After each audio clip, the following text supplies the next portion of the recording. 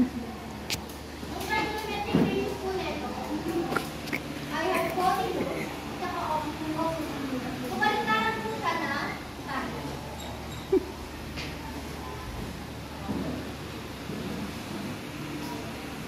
Ano po bali ng hypotenuse? Opposite?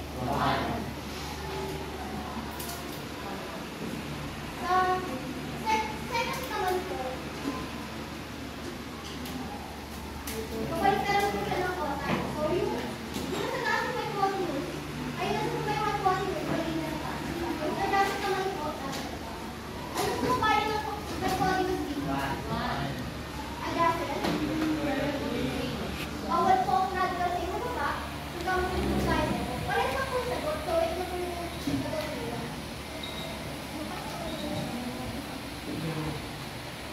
At yung tangent naman po, yung trigonometric range po niya, ay kabaliktaran naman po ng tangent. Opposite nila sa baba, adjacent na sa taas. Ano po bali ng adjacent? Opposite. Kasi taas naman po yung radical side, may place na po. Ganyan si po ba?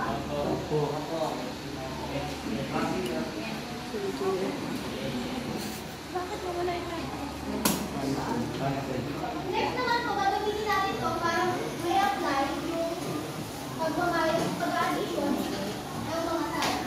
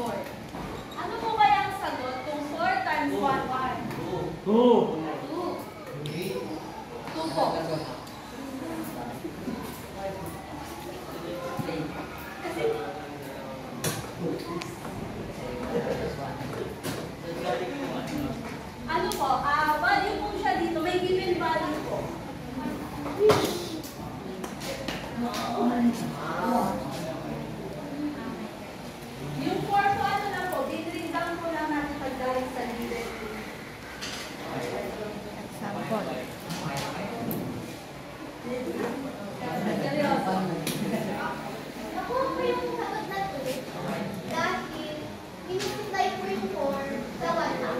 1 po yung gawin, so 4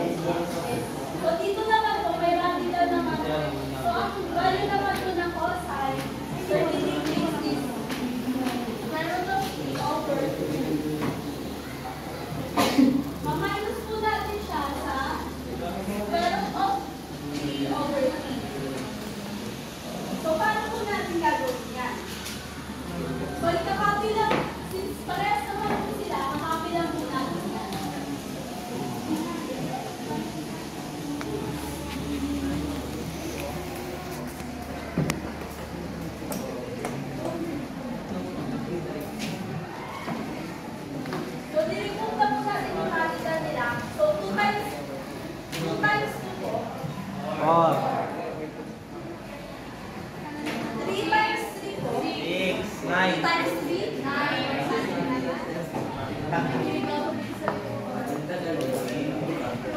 So, ngayon po, magpo-cross multiplication po tayo. So, 3 times 9 po, 27. Tapos, 10.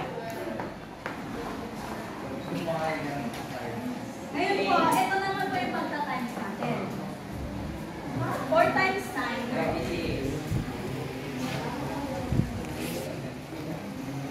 9. So, ipa-minus na po natin to. 27 minus 12, 36.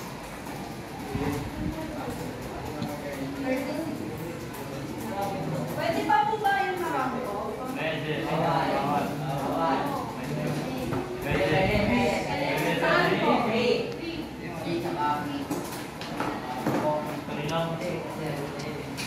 Ano po sagot?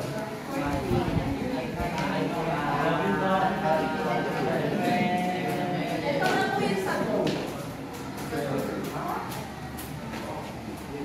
Pwede pa naman. Galing na. Yes, yun po ba? May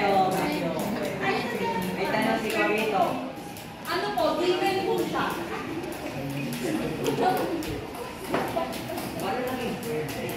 Sir, sabi ko ba? Ano? Okay na? Hindi, paano ka? Ha? Ha? Sabi siya ng cosine 30. May Loko. Wala, nawala. Ano? Napindot. 3 times 3. Kasi Napindot, square siya. napindot. Guys, napindot. Ano ba? Ready na po ba kayo sa akin? Iba. Ano? Quiz na lang po muna kasi mas madali po yung 105. Uy, sulit yun, di ba? Saan sa mall? Sila ano? Bea. Sila Saan nilalagay? Saan nilalagay? Be.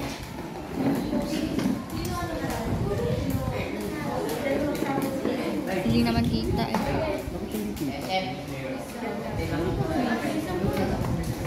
Please naman daw.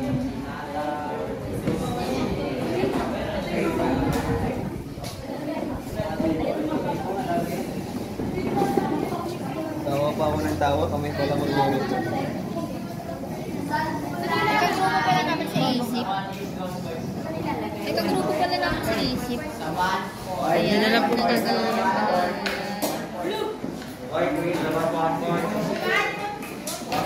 Guys, sa 1/4 po.